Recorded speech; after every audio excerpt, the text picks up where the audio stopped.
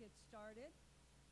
I want to welcome everyone to our meeting this morning. I think it's going to be very informative and helpful. The city has gone through the process of hiring consultants to guide us through this process. And this morning we have a team that is going to be making presentation, and I will turn it over to them. I'll start with Jay Loudon with Workshop Design. Come on up, Jay, and you can introduce the rest of your team. Thank you.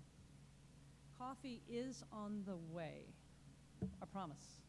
We just had a little Starbucks problem this morning, so instead we ran down the road to La Madeleine.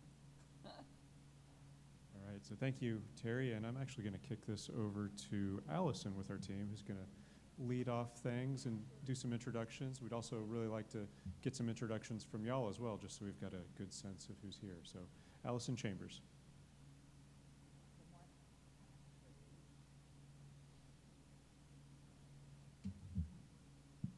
Good morning. Thank you. Thanks, Jay. My name's Allison Chambers, as everyone has said. I am a principal architect at Ford Pell & Carson, and you may recognize me from that side of the table. I used to be on this committee until we got this project, and I was excommunicated. So if I look familiar, that's why. But I'm very excited to still be in the room with you and still be advocating for Brackenridge. So we're going to get started. I'm going to review the agenda really quickly, and then we'll go through introductions, okay? So we'll start with the introductions. Then we're going to talk about what our project team has been charged with. We're going to review the scope of the project. We're going to talk about the tasks that the project is going to cover, the methodology that we're going to be developing for distilling the project's priorities. We're going to talk about diversity, equity, and inclusion and what that means to our project. And we're also going to talk about you, the stakeholders, and what your role is in this project, because you're very instrumental in this process. So don't think you're just going to get to sit there and hang out. Then we're going to talk about the organization and the next steps. So let's go to introductions. So as I mentioned, Allison Chambers, Ford Pell & Carson. I'm a preservation architect, which means I'm obsessed with historic buildings. It's the only thing I work on. I've had the great fortune to work on projects of all sizes, from the Alamo to the state capitol to City Hall to the South Texas Heritage Center here at the Whitty, which is one of my favorites. So, and in addition to that, I live in Menke Park right across the street. So I'm a user of the park, I'm a lover of the park, and as I mentioned, an advocate for the park. So very excited to get to be here. Let's introduce the rest of my team. So Jay, your turn. So Jay Loudon, I'm actually a principal both at FPC and at Workshop. Workshop is my firm. We're a planning and architecture firm. I've worked in the park for over 20 years now, starting with the San Antonio River Improvements Projects and volunteer work on the Japanese Tea Garden, as well as for the Brackenridge Park Conservancy. Also part of the bond project, the 2017 bond, on the construction side. Our scope hasn't really started yet. Hello, everyone. I'm Selena Angel. I'm also with Workshop. My background's in architecture, historic preservation, and urban planning as well. So, there you go. Good morning. My name is Anna Maria Sweskin-Fast. I am the CEO of Talk Strategy, and we are the communications and public engagement partner in this project. It's great to see some familiar faces this morning. I'm Rachel Trevino, Director of Communications with Talk Strategy and assisting the boss here. And this is David Dunn, and he's our account executive, assisting with public engagement as well.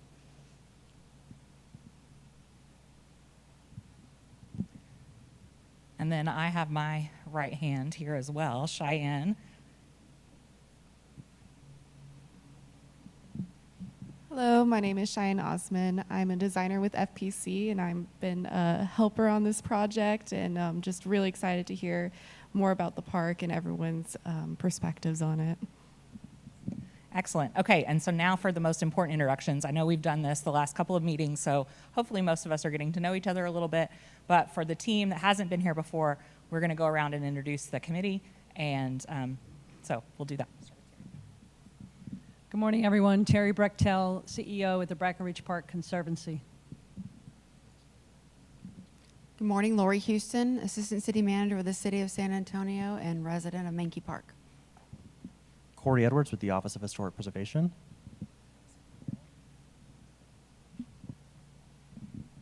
Derek Bays, GM of the River Authority. Vince Michael, Conservation Society of San Antonio. Brian Mast with the River Authority. Aaron Teague with the River Authority. Ramon Vasquez with the American Indians in Texas at the Spanish Colonial Missions. Dustin Oliver sitting in for Tim Morrow at the San Antonio Zoo. Good morning, I'm Suzanne Scott. I'm with the Nature Conservancy, but I'm really here with my Midtown TERS hat on. I sit on the Midtown TERS for the Cultural Zone. Freydis Seligson, San Antonio River Foundation. Joe Bravo, President of West Fort Alliance. Parker Dixon, Tobin Hill, and Monte Vista. Sarah Beasley here for Audubon, Texas as the Parks and Wildlife Advocate. Good morning, everyone. Alex Gonzalez with Visit San Antonio. Good morning, Kellen Kubisak sitting in for Kerry Kimball with First Tee. Amy Zola with the San Antonio River Authority. Good morning, I'm Allison Cohen. I'm the chair of the Parks and Recreation Advisory Board. Good morning, everybody. Homer Garcia, City of San Antonio Parks Director. Good morning, I'm Kathy Amon with the Tuesday Musical Club. Good morning, everyone. Channery Gould with the City of San Antonio's Planning Department.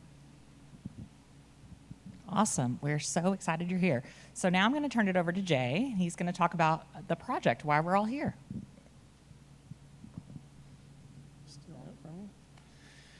Thank you, Allison. So I'm going to wander around a little bit. Please forgive me, but I feel like everybody is very far away in a very cold room, and so it's try to warm that up a little bit.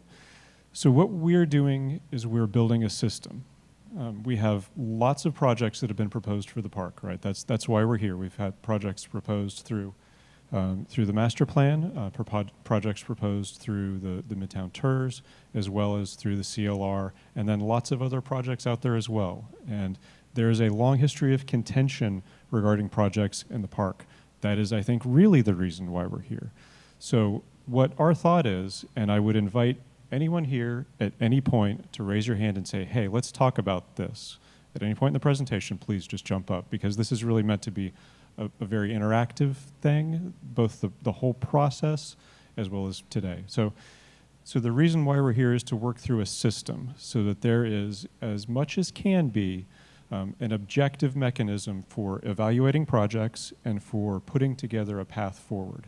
We've made some stabs at that. We're going to talk through that a little bit. But I would say that the main thing that we're going to be doing here is helping to enable the committee to build that structure, and then helping enable the committee to figure out how to go to the public through public engagement to work through these things. So we'll talk through that a little bit. Our tasks on paper are to do an analysis of the existing reports. So those are the 3 reports that I named. Also to work with y'all and stakeholder coordination, as well as public engagement, and that's kind of Talk Strategy's focus, but it is really something that we are all going to generate together. The DEI evaluation methodology and prioritization frameworks are really, I think, the core of this process, and they are the hardest work that we'll have. And we're going to talk through that a little bit. That's where the real methodology comes in. That's where we've got to figure out, yes, sir. My apologies, yeah, DEI is diversity, equity, and inclusion. And we'll be talking about that a little bit more. Selena with my office is going to talk about that in a little bit of detail here. And then synthesis. Once we've gone through this whole process, we put it together, we've got a finished product, we've got something that everybody can hold in their hand and look at and use in the future. Okay, so what do we need to do methodology-wise? We've got a lot of different viewpoints around the park. I think that everybody is very aware of that. I think as part of that, we will be talking about things that are uncomfortable. We will be talking about things that people feel very differently about and very strongly about. So our thought is that we need to structure this process to elicit that elicit that comment, to talk through these things, but also understand from day one, not everybody is going to agree. We are going to work towards a consensus. We're going to work very hard towards that. But I don't have any expectation that everybody is going to absolutely be on the same page with everything, and that is okay. That is okay. Build in objectivity, but recognize the subjective basis. Kind of the same point there. So an objective methodology, some sort of mechanism where we can plug a project in, we can evaluate that according to criteria that we have developed as a group with public input. But ultimately, how we evaluate that is going to be subjective. That speaks back to the different values that people have, the different ways that they feel about things.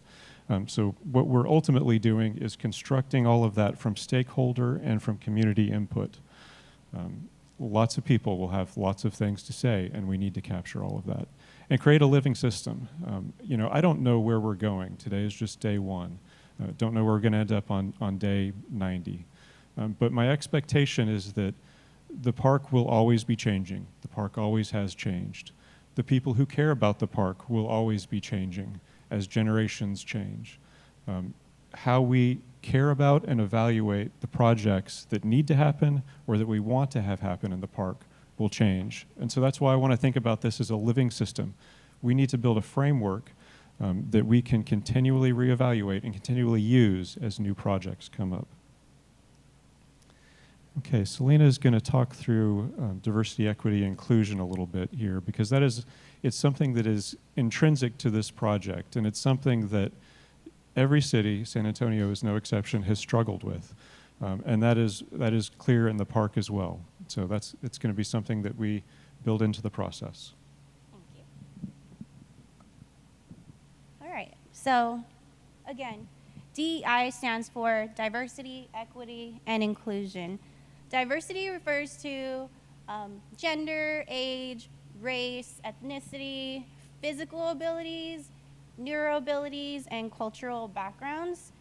Equity is similar to equality, and although they do mean fair end results, equity focuses more on the treatment, which may be more or less for some people. And then we have inclusion, which means creating environments in which all people should feel welcomed, respected, valued, and just feel like they're able to be a part of a place. So this photo here is an example of how the park went against DEI values, and it didn't allow people under the age of 21 to enter the park. Now, this example is very clear and in your face of who wasn't allowed in the park. But these days you won't see something as blunt as this, but those barriers still do exist. And although subtle and unintentional, they are there. So how can we avoid things like this? So when we are evaluating projects, some questions to think about are, will the project accommodate all ages? Will it have negative impacts on any groups of people? Will it provide a different type of amenity that's not seen in the park? And then does the project allow for people with physical abilities to participate in?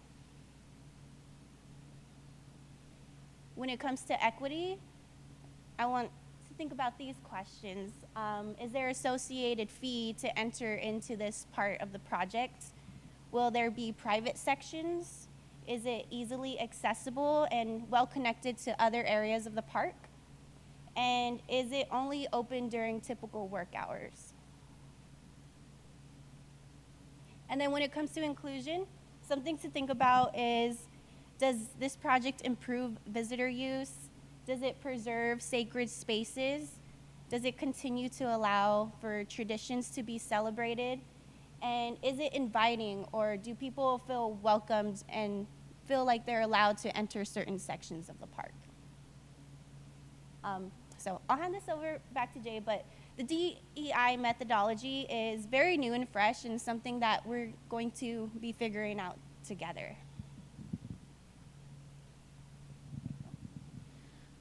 Thank you, Selena. Okay, so I wanted to talk in a little bit more detail about how we're hopeful the committee can work through this project. And so that's what this slide is about. This is process. I hope you didn't join the committee thinking that you could just come and watch people talk, because you don't get to. You have to talk too. And in fact, really the core of what we think the committee can do is generate the material that we're going to use for this framework. And so that's what you see here. The first step, generate evaluation criteria.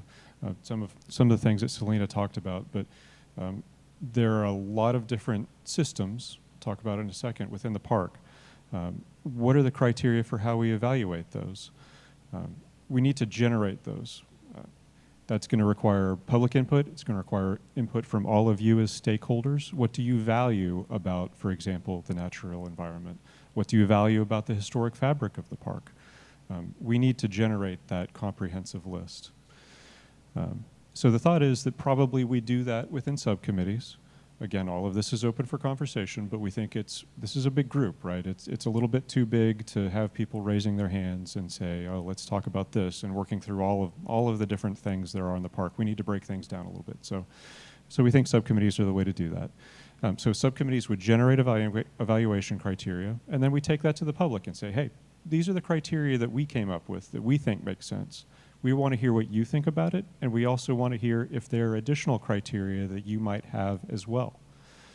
So we've got that then. We've worked through that process, and then we need to develop guidance for how to evaluate things. All right, so we know that it's important to maintain natural habitat.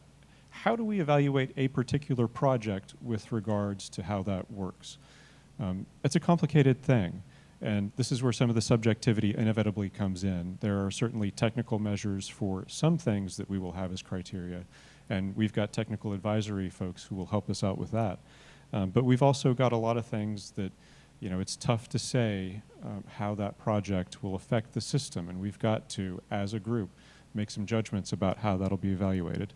And then take that out again for public input is pretty critical.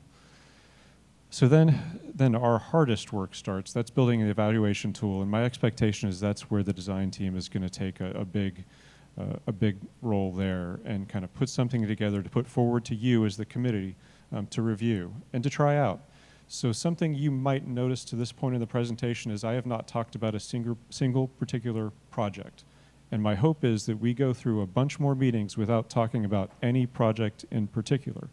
We will do that. We need to. We need to road test this, and we know what the projects are. That's part of our scope to reconcile the plans, to see where they're calling for the same things and different things. We're working through that. But because our focus is on building this process, putting the mechanism together, we need to do that absent any discussion about anybody's favorite or least favorite project in the park. Once we've built that process, once we have consensus that this is how we need to approach whatever that process ends up being, once we've got consensus about it, then we can start to talk about the projects themselves. And then, of course, public engagement at the end as well.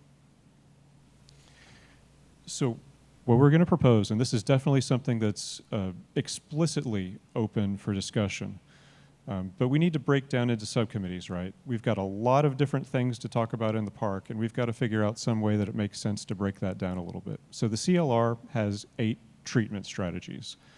As you would know if you have read all 700 plus pages of the CLR, which I urge you all to do, but there's not necessarily an expectation that you will do so. So here are the 8 areas. We've taken 8 is too many for this group. That break folks down too much. So we need to combine some of these things. So what we have thought about, again, very open to comment, is combining several of those areas so that we've got 4 subcommittees, all numbered 1 here because you're all number 1. But those areas, we think what makes sense, please speak up if they don't.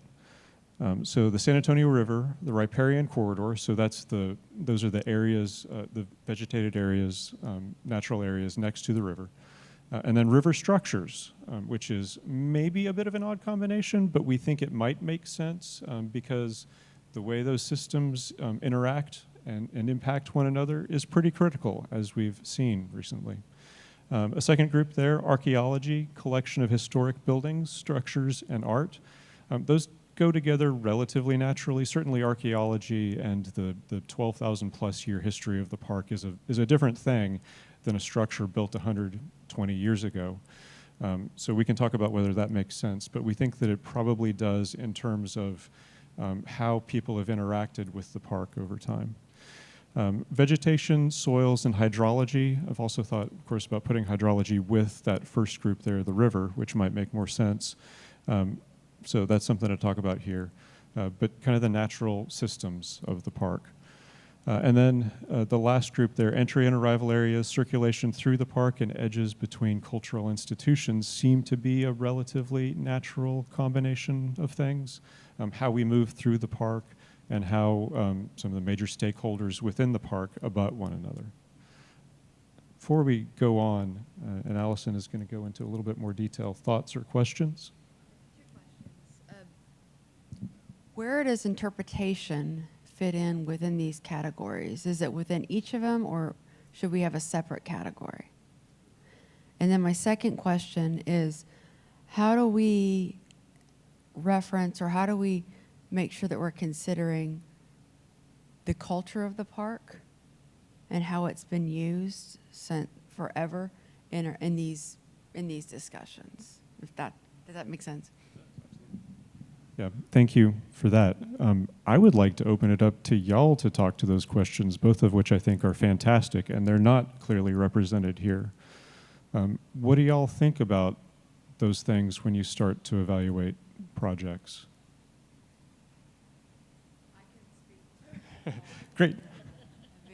When we are working on projects, with Corey and Shannon, all of those things are considered. We talk about, Brackenridge Park, how it was used as the city park in the 50s and 60s. And, those pictures do a great job. I mean, and looking at, the fishing, the horseback riding, all of that, I want to make sure that it's considered and captured in future considerations. And so is it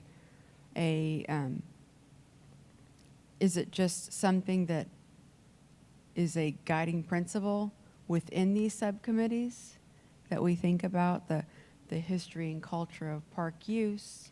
Do we have other guiding principles like accessibility? I'm wondering if it's guiding principles that we follow within. And then the interpretation, I just think that's such a big one, but it is hard to just put a committee on interpretation. And so maybe within the subcommittee's charges, there are things that must be interpreted that are captured by the committee that gives you your charge to move forward. So those are some ideas that I have from previous projects I've managed. Yeah, and I would actually add to that, and Vince, get to you a second. So we've thought about diversity, equity, and inclusion in very much the same way that Lori just talked about interpretation and cultural traditions. It's a little bit tough to separate that out as a separate thing, right? Because it plays into each one of these groups. And my inclination is that what Lori talked about is the same thing, but I hope somebody says something different so we can talk about it. So that's the thought, is that there's a DEI champion within each subcommittee so that we can talk through those things in every space. So sort of to answer Lori's question, I mean, I see these committees not so much as categories as each of them working through a process. And I think you need that cultural context at the beginning of the process. And I think the interpretation is actually at the other end of the process after you've gone through the discussion. I think that's really thoughtful. Yeah. I was just going to agree, that I think that in order to develop a good interpretation plan, I think what comes out of these committees is going to inform the interpretation. But I do think that, having, a DEI lens, as we're talking through these, is going to be really crucial as well.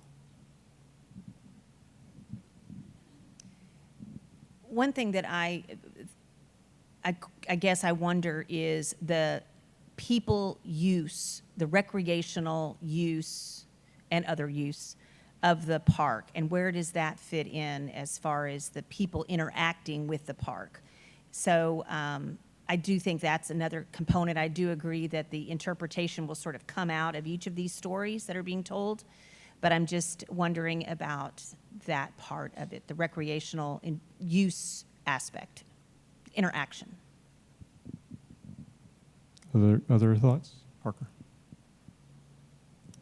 Yeah, so I think the park use and the cultural traditions do inform these other 4 categories, but I think it would help to have it as a separate category, because when you break it apart in 4 different groups, you're not centralizing the information, and you don't have a single group owning that information, and I think that would help to inform those other 4 groups of those park uses and cultural traditions when they're, in their discussions. Yeah, I think one thing that's very clear here is that these are physical characteristics, but it doesn't really capture the cultural and experiential side of things. And then mine's a logistical question. Will each person be assigned to only one group, or are there some of us that maybe need to span a couple different groups? So we've got some ideas about the process, which we'll talk through. Initial thought is that probably people are in one group, just to be respectful of your time and investment. But I don't see any reason why maybe 2 groups wouldn't make sense for some folks. We also want to avoid a situation where someone is in all 4 groups and dominating the conversation, right? We've got to figure out the balance there. That was our initial thought. And again, so we'll get to that in a second here, but I think that's a really good question to evaluate. Jay, and I may have missed this. How does this larger effort play into, or where do we see input from the Midtown Plan and the Master Plan? So the basic thought is that we've got this time on the front end where we're dealing with things in a little bit more of an abstract sense, which we need to do to be able to prioritize things. But there is a very concrete product to this, which is an actual prioritization of actual projects identified by those 3 plans. And so the idea is that we build this method, this way of evaluating. We've talked through the abstract of how people think about and care about different things within the park.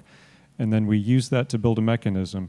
In the background, we're working through that analysis of the 3 different plans, finding out what they have in common, what they have that are different, and then use the results of that analysis, again, which we'll present and open up for discussion, use the results of that to plug into that evaluation mechanism that we've developed as a group. Does that answer the question? Largely. So it sounds like enough analysis has been done to establish that those other 2 components fit within these 4 committees, subcommittees. I think that's good for the group to know. Thank you. Yeah, and in fact, I want to build on that just a little bit. The CLR was developed after the master plan, as you know, but it also explicitly took the master plan into account when it did it. I was on the master plan as well, did some of the writing for it, and I've read the CLR, and I feel pretty strongly that there isn't very much misalignment between the 2. They talk about very different things, and so unless you kind of dig into it, it's hard to see how well they align. But a master plan is a very different thing from a cultural landscape report. And as I think some folks have said, man, wouldn't it have been great if the CLR came first? Yes, it would have. But that's not the real world that we live in. We had the master plan first and the CLR second.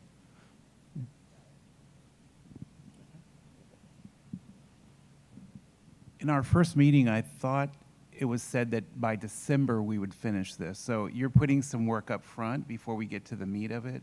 So timeline.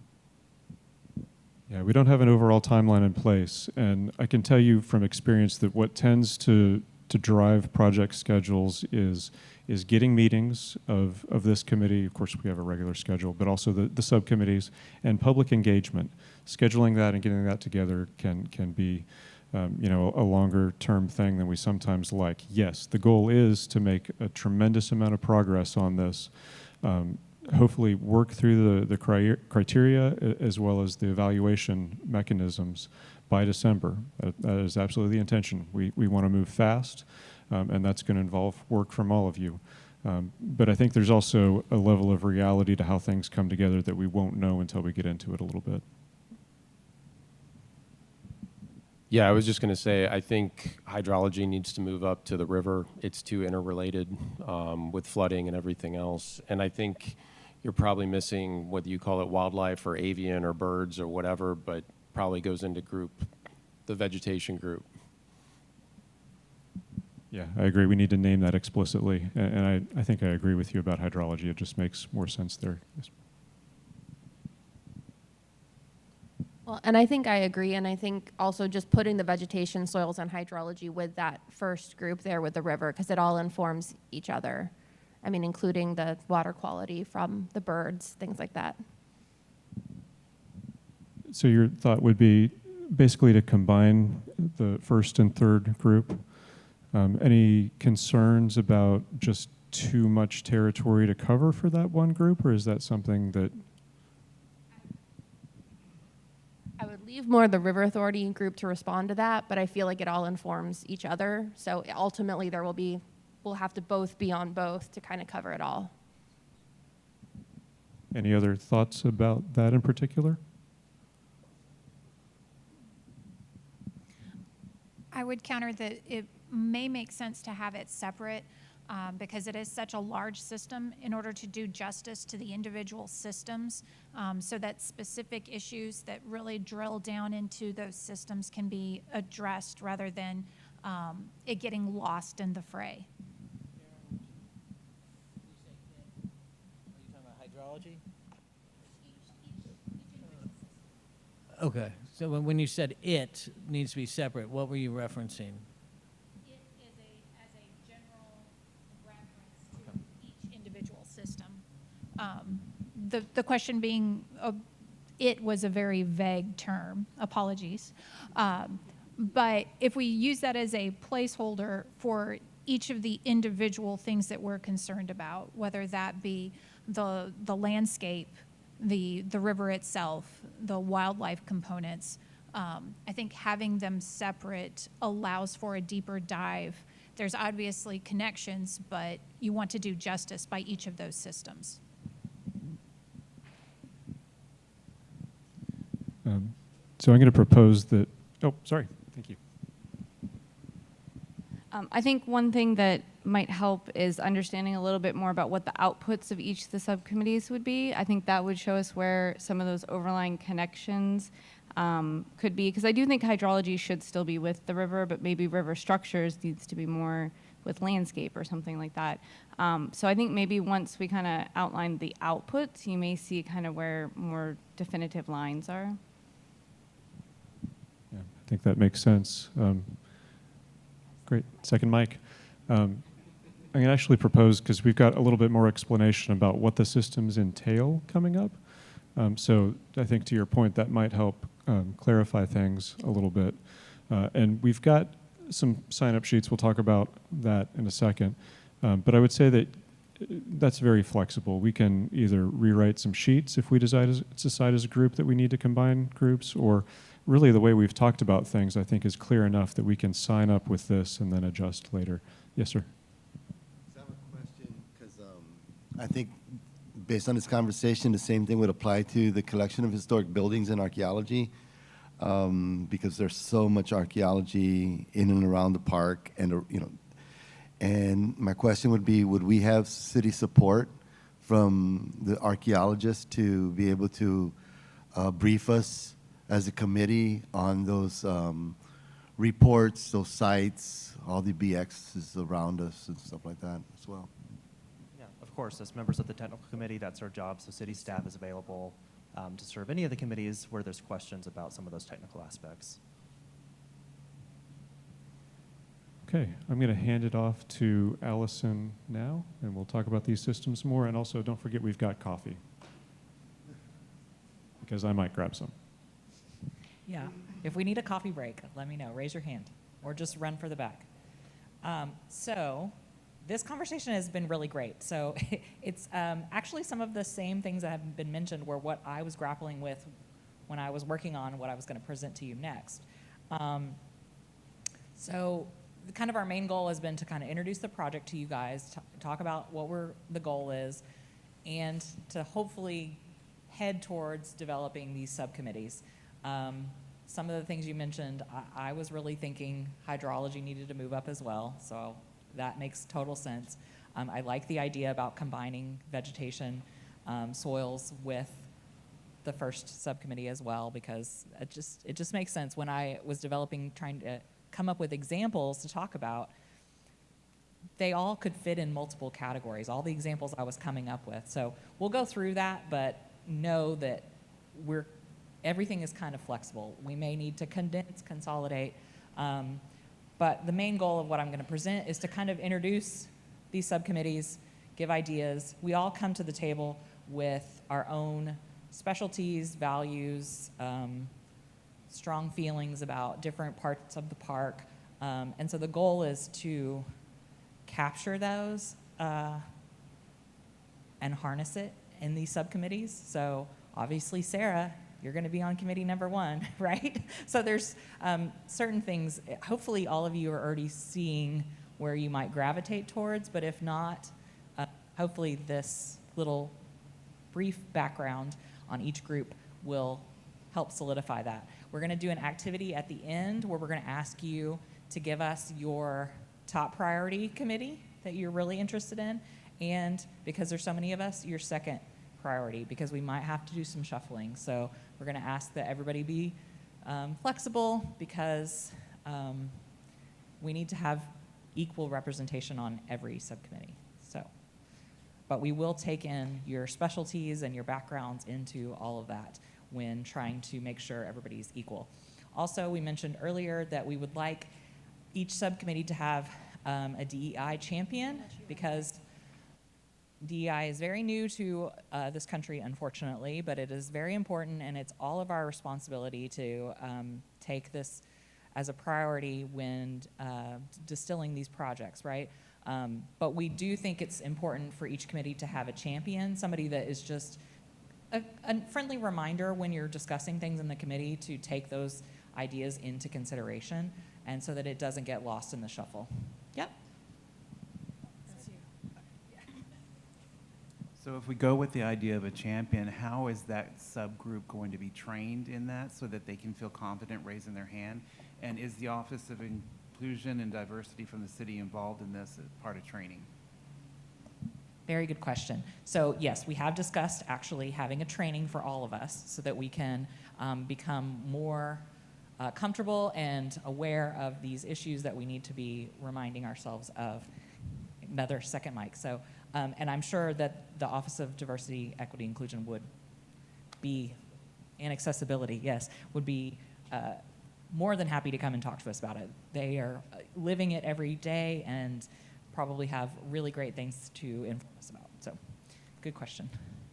And, okay, so let's talk a little bit about the different subcommittees. So first, we have the San Antonio River Riparian Corridor River Structures. So if you're passionate about the river, that's obvious.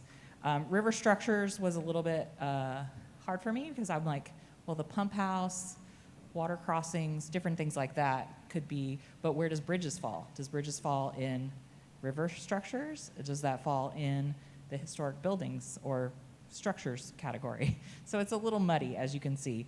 But I thought about different parts of the river. The lily pond, you know, needs some help. Then we talked about the animals. So there's the animals that are tied to the river, the fish and the frogs, but then there's other animals that are in the park, skunks. What category do they fall in? I was kind of putting them in the vegetation and soils category for lack of a better place, but we can all talk about maybe there's a better place for that. Maybe it does go in category number 1. Maybe, like we said, those two categories get combined. So something to discuss. So the second one, this is the category, this is a subcommittee I would fall onto, being obsessed with historic buildings and archaeology. There's very cool archaeology in the park. We're very fortunate to have so many indigenous sites that have been uncovered throughout many projects that have gone before us. So I think that's a great idea to have the city archaeologists come and do do an overview of the projects that are in the park. I think that would inform things really, really well. There's an amazing collection of historic buildings.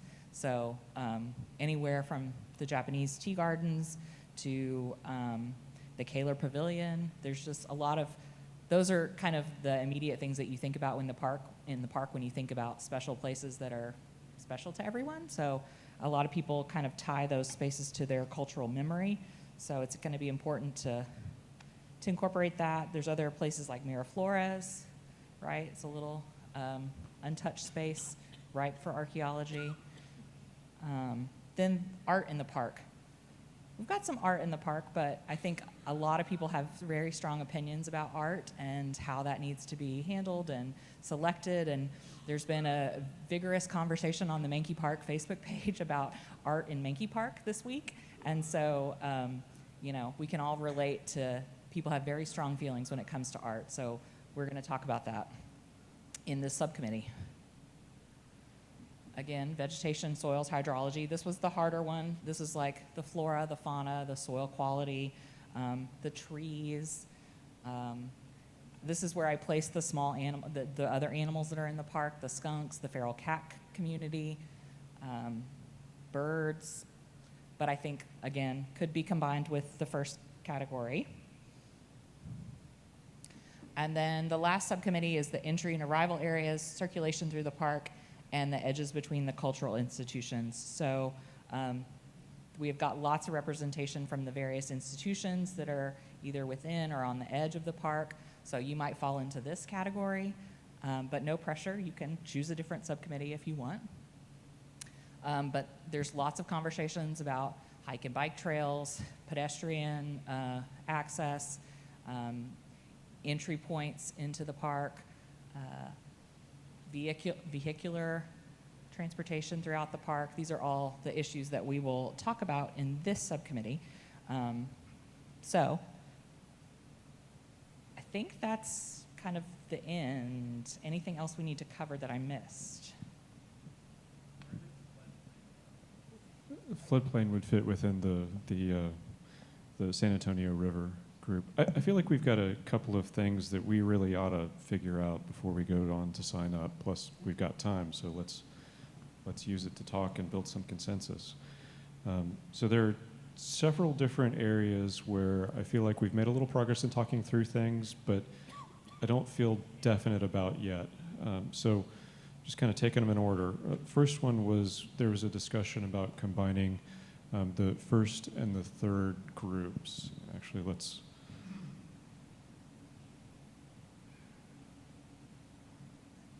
just put this back up here for talking purposes. So, general thoughts about that? Does anybody think that's a particularly good idea and this is a hill you want to die on? I'm seeing some head shaking. Too much. Yeah.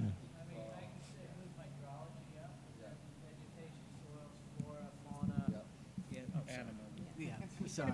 I would dissuade that. I think that's too much for any subcommittee to have the river, the riparian corridors, the river structures, vegetation, soils, hydrology. I think the vegetation, the soils, the wildlife, flora and fauna, I think that can be its own standalone subcommittee, personally. Yeah, I think you're looking at difference between riparian, river, and terrestrial, the land. And of course they interact, but the idea is the habitat and the treatment of the terrestrial is different than the treatment of the river, and they complement, obviously, but they need a separate look and feel, would be my thought. So I like that, kind of synthesizing a couple of things that we've heard all into one. So one, I think, is hydrology moves up to that first group. I think everyone's pretty feels strongly about that, makes sense.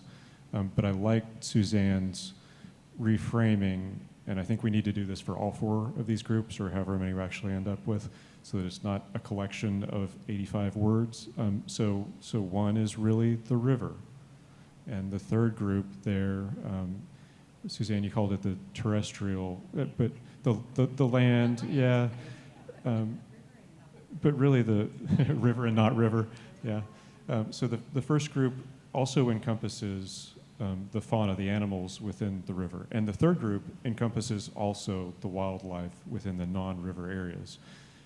We'll come up with a better name. I'm seeing a lot of positive head nodding. Anybody want to raise their hand and say that that doesn't make sense? Nobody? How would you tie the two together? Yeah, so would you require the first group to report out to the third group in a sequential way so everyone stays? It may impact what they decide to do. Yeah, I think, so a couple thoughts on that. One is that there is a lot of adjacency in how the two groups work. And so there might be times when those two subcommittees sit down together. Like maybe you meet apart first, you've got a good meeting, you build a list of criteria.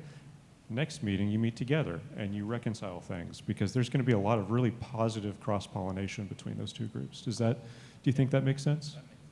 Okay. I also think the same for some of the other. I also think the same for some of the other committees, right? Like 2 and 4, right? Because some of the once we're informed on the archaeology, some of the activities may be prohibited because of the archaeology, so in regards to circulation, entry, arrival, new designs.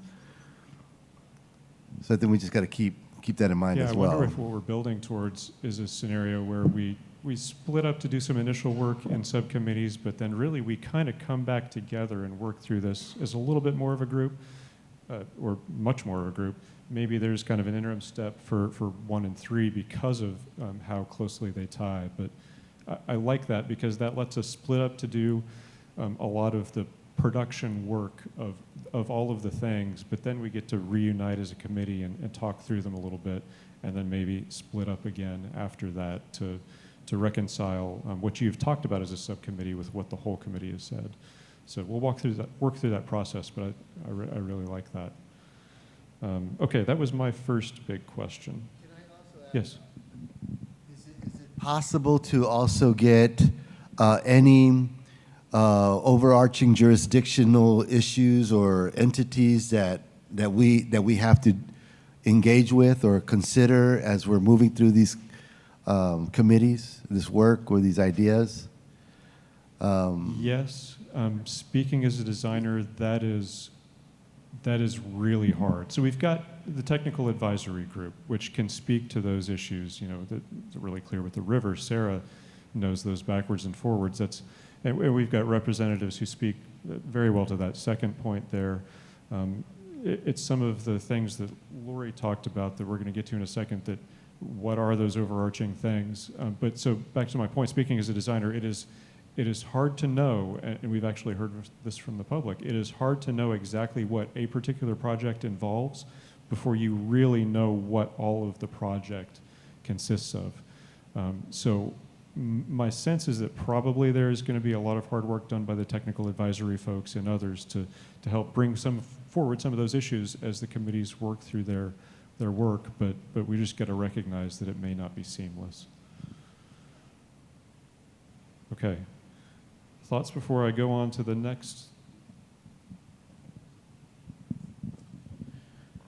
So since there's a lot of interconnectivity between these groups, would it help to have a couple people be like floating members of all 4, and they can be sort of an oversight to these groups? And it would also help with the park use, cultural traditions, interpretation, that you have some 1 or 2 people floating between these groups and are able to kind of synthesize the information, and that be what their job is.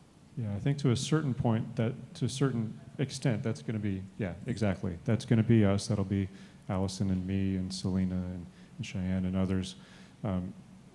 Transferring information that one group has talked about to another one. But your second point about, I don't know what the singular word is for it, but culture and tradition and experience, I think that's the next thing to tackle as this group. Is that a separate subcommittee? Or is that, the way we've talked about DEI, something that weaves into each one? That's a pretty difficult question. Any initial thoughts on that? I like Lori's idea of guiding principles. Lori's idea of guiding principles? Yeah, guiding principles, so that there's a tether to what we're doing that we can refer to and we don't get lost, and that we spend a little time up front doing that so that we all agree, and then because if you start into a conversation that's not going well, we can point to the guiding principle and say, well, we all agree to do X. You have just said the whole point of everything I've thought about this. That is fantastic. Yeah, that's wonderful. And I really like that idea. Do others have thoughts about that? Because if you don't, I might make you start that right now. Other thoughts? So the idea of, as a group, coming up with some guiding principles for how we look at the issues of culture and tradition and experience. Everybody good with that? Yes, sir. Going back to what Suzanne said earlier, does that include the recreational component of how the human use is? Absolutely. That all? Yeah, I mean, it's in a there? park, right? The ways that we use the park are almost necessarily, at least in the historical period, recreation. Not true of all time, but yeah, I think it's got to. I have a question. And this is probably a Lori or Terry kind of question, but River Authority, we're on the technical side, the technical advisory component. So are we supposed to, how does this sign up that we're looking to do work? Because we're not a stakeholder in the sense we're on the technical advisory. So I'm just trying to figure out where we fit into this whole process. I think we'll likely assign you. You would be the technical resource for these subcommittees and providing the information they need to make these decisions. So we're not signing up for the river? Yeah. Okay, just checking. You'll be on the river. Yeah, how embarrassing would it be if y'all didn't sign up for the river? Yeah, we want to avoid that. Okay, so back on the table, the guiding principles. I think we've got consensus that that's a good way to move forward, unless anybody has thoughts otherwise. Okay, so because we do have a little bit of time left, I think that we've just reorganized some groups. Let's spend maybe just 10 or 15 minutes talking through these ideas of culture and tradition and experience, recreation, these ideas. What are the criteria that we need to be thinking about as we evaluate projects against those things? And I think Rachel has already jumped in as a scribe. She is a pro. So just kind of an open conversation. Anybody?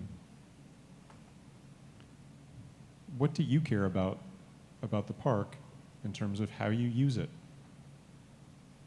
I would say that we would just look at maybe nothing specifically, but just taking the time to look at adverse effects of what we're thinking through, and then also considering the 12,000-year history of the beginning. Because as you said earlier, the park is alive. It's a living system. It's growing. It's changing. But one thing that doesn't change is that American Indians have been here for 12,000 years and are still here, still utilize the park, and it's a great thing, right? So there's some things that are constant and don't change, but I would think that just that. Let's look at the Tell me adverse more effects. about adverse effects. What would adverse effects be? Well, I mean that, I think some of that would be with signage, land acknowledgements, wayfinding around So the that'd be park. a Those positive are, thing yeah. to acknowledge that. Yeah, just looking at making sure that we just don't, I think we're experiencing some of that already, but moving forward, I think there's some opportunities to do some critical thinking about how we move through this process, because it's a gem for the entire city, right? So, yeah, that's all I would say about that.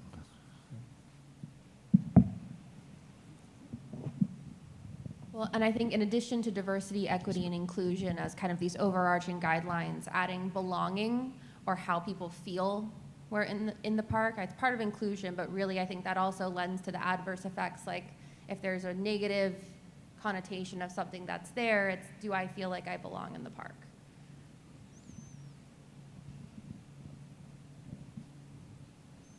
So a project that makes a group feel like they don't belong, that would be a negative thing. A project that helps promote inclusivity would be a positive thing.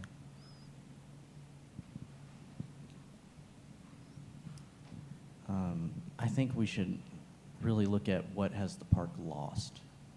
You know, I look at this map right here that we got from our previous, and I see a lot of land here that has probably lost use. And I don't want to upset anybody, but the driving range in the middle of the park there, that's a lot of land that is really unused. And I'm guessing historically there hasn't always been a driving range there. No, so. It used to be a polo field, actually. Yeah. So I think it's important to find what with this park do we need to bring back? What is it lost? I mean, there's a lot of land use here that changes over time that I think decisions were made in the past that I don't think would have been made today.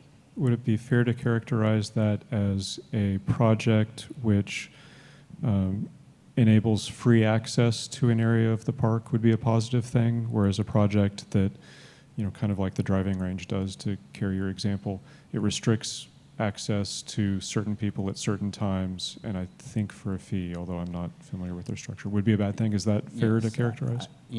I think I see there's a large part of the land that has become commercialized, and it is not free to public use, and that includes the 281 highway coming through Steeling Park.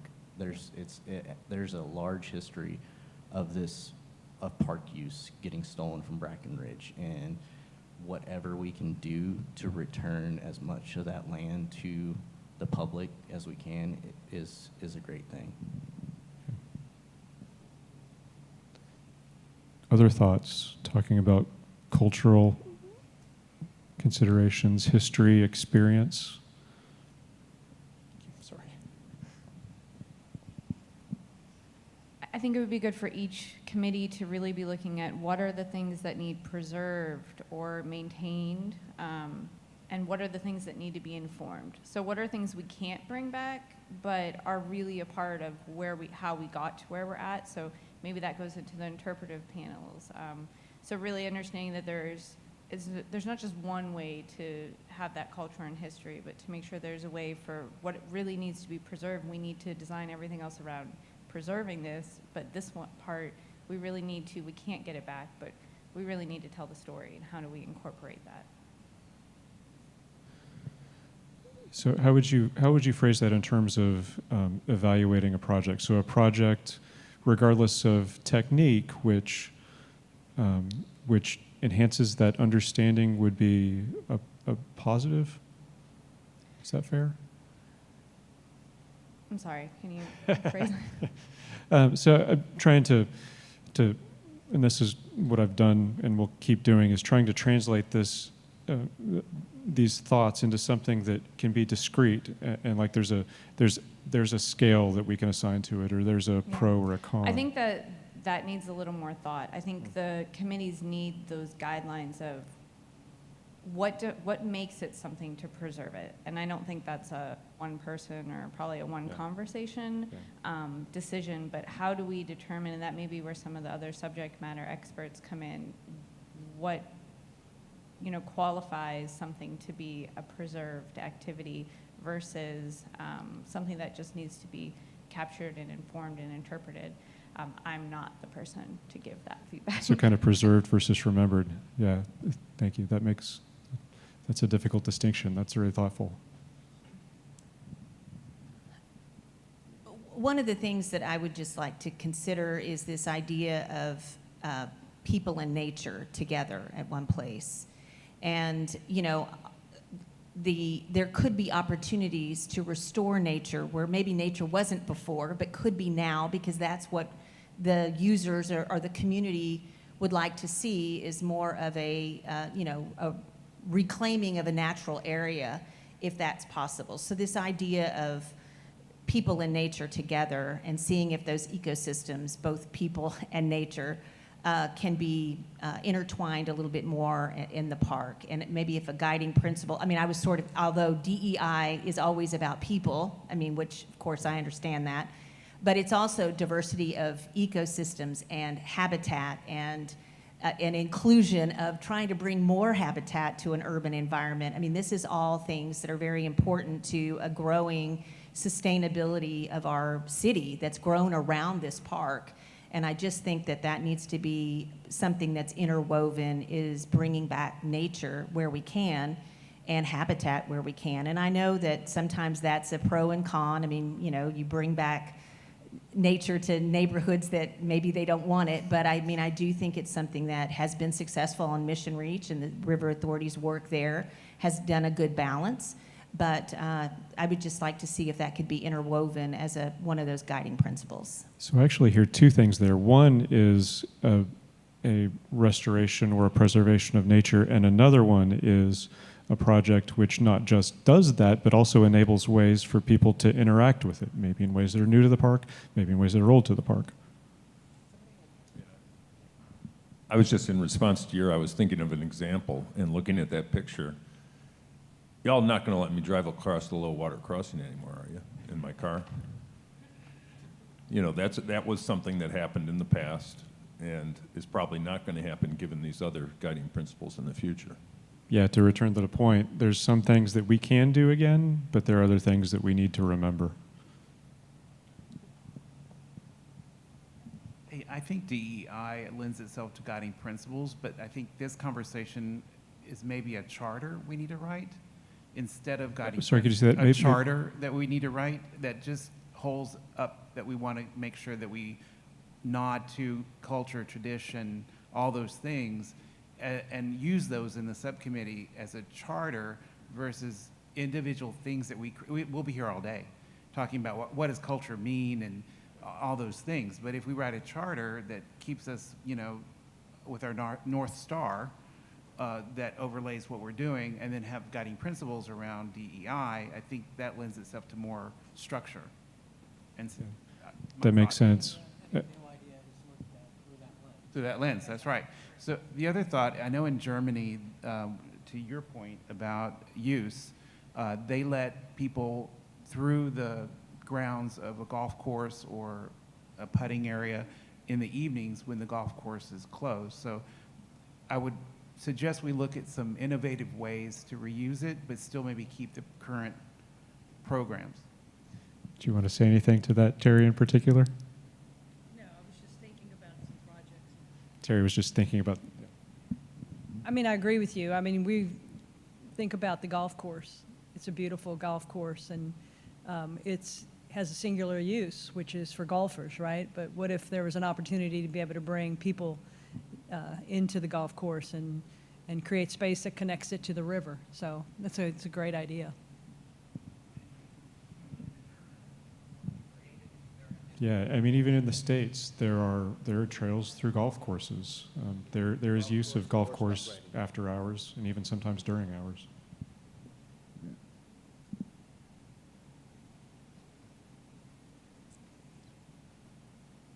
Come on, we can't possibly have accomplished all of the guiding principles for culture and history and experience. I think we're pretty much in agreement. I mean, any idea that a subcommittee comes forward with, does it honor the cultural history of the park?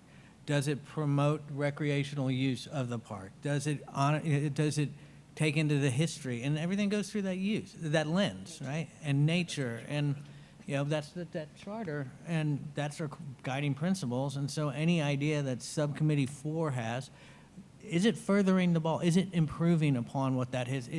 Does it celebrate the context of the history and improve on it? Whether that's providing access, whether that's, you know, all of this, but honor the tradition of the park and the history of the park and the usage of the park and make it better. And if we can't say it makes it better, then that idea is not moving forward. I mean, So that's kind of the way I'm that seeing elicits this. a question for me.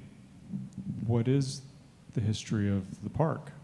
It's a lot of different things at a lot of different times. It's a lot of different times. And so not to say that we will necessarily be able to do this through this process, but I think we can move the ball forward, talking about 12,000 years of history versus a little over 100, 124. Like this is something that I think we need to grapple with, and it's not going to happen right here and right now. But it is something that we need to grapple with. Like, what do those sometimes divergent, sometimes convergent, and sometimes parallel histories mean? Like, how do we value these things and respect all of the traditions? That gets back to the DEI as well. Like Vince, I would love to drive my car across that. I didn't have a driver's license when that was still open. I would love to, but I understand that's not an option anymore. Yeah. Right? And so there's compromise.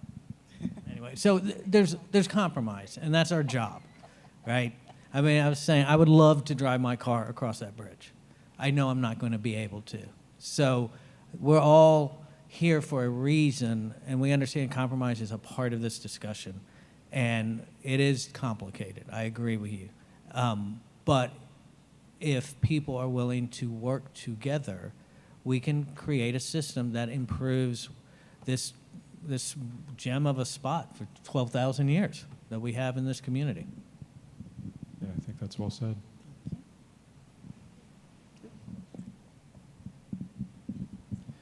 When I first moved here, somebody left the gate open at the low water crossing, and I drove across it, and I got a good scalding. It was magical. I think about it all the time. That's why I'm here.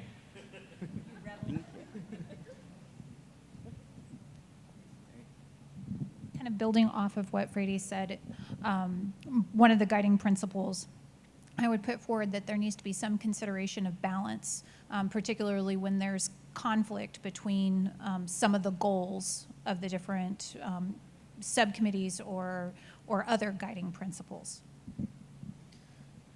So ideally, a project that does have conflict between two different areas shouldn't, where possible, and that's where regulations and things like this tend to become problematic, but it should respect, to the extent possible, both of those divergent principles.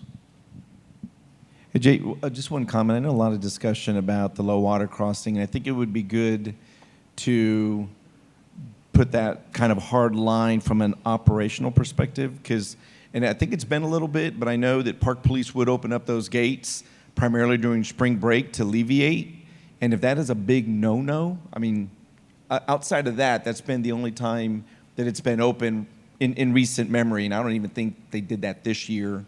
But again, back to some of these other committees that talk about circulation and stuff, there's some interplay there, and so I think it'd be really good from an operations perspective to absolutely know, not even during congestion periods, unless it's maybe a public safety issue, right, that they're just locked up, and so you get the idea. Yeah, I do. So I think, I mean, my hope is that that's a project, right? The project is reopen the low water crossing. So we're building out this framework, and we're going to have competing priorities there: the natural environment, the health of the river, versus the experience that many of people had for decades driving through the river. And so, if we do this right, we're going to be able to, maybe not within some static methodology, resolve that question, but we're going to at least be able to pull out the different strands of thinking that need to go into evaluation of it. Well, and I think going back to that balance then of there are some things that are going to be making the park better for people, but may not make the park better for wildlife, or may not make the park better for one population, but it will for the other. So I think if each of the subcommittees come with these more like hard line, like, okay, this is the thing that I don't want to budge on, doesn't mean that they won't, but like that's what's up for discussion, and walking through what that looks like, with the ultimate goal of it being balanced and identifying different areas and projects that have these different audiences that it benefits. Yeah, that makes sense. So ideally, we start with the principle of being able to not synchronize, but kind of share that those dual and split goals that are competing. But if that can't happen, and it can't happen in some cases, we need to have some way to resolve that conflict. more thoughts. Let me check time. We're starting to get towards the end of things here. So I think that I need to confer with Allison. Can I ask an awkward question? Please. How much money is involved with all three companies consulting? And did it come out of the operating budget or did it come out of the project budget?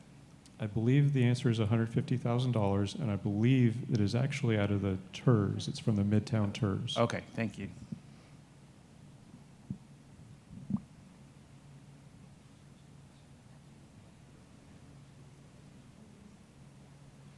Okay. So we are going to, at this point, I think we've restated the groups. We've figured out the question of how culture and experience and history fits in. We've recorded what you've got. We're going to work through that, and we will come back to the committee to continue that discussion because it is by no means over. But we've got to be like sharks with this quick timeline. We've got to keep moving. And so we'll work through that. We'll probably add to it, and we'll come back to you and we'll discuss that more. But right now, what we need to do is sign up within the 4 areas that we've been talking about. And we've got Post-its there, which Rachel is showing off. 2 different colors. One is for your first priority, and the other is for your second priority. So the more yellow-green is for your first priority, and the orange is for your second priority. And also, if you are particularly interested, or even better, if you believe that you are particularly fit for the questions of diversity, equity, inclusion, if you are interested in being the champion, please, on those sheets, put your Post-it within that area, below the line there. And it would be great if we had multiple people in multiple areas. There's no reason that needs to be one person, in fact, shouldn't. So you've got your first 2 priorities. Please put those up there, but like was mentioned earlier, with this small group, we may need to move people around a little bit. Suzanne? I'm just curious. I'm not on the committee, so I would obviously just be interested in, what happens in these various committees, particularly the 3rd one. But I guess my question is, are the notifications of each of these subcommittees going to be known to the full committee? Is there going to be some opportunity for people to participate? Absolutely. Yeah. I don't get the sense that it's a problem with this group because this has been a very collaborative session, which is fantastic. It's not the case with every group. So if there is a problem where somebody starts to dominate conversations, we'll work through that. But absolutely, I mean, each subcommittee is a subset of the committee. Any committee member is welcome at any of the subcommittee sessions.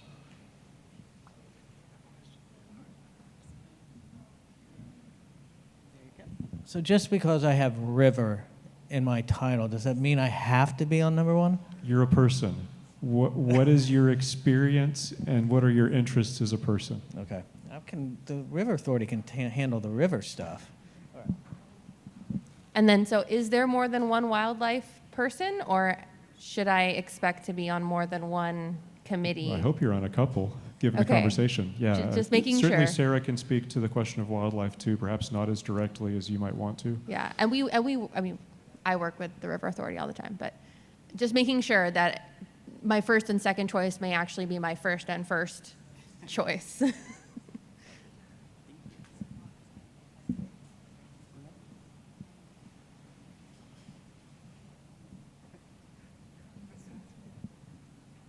right, no more questions. Thank you, everybody. Please sign up.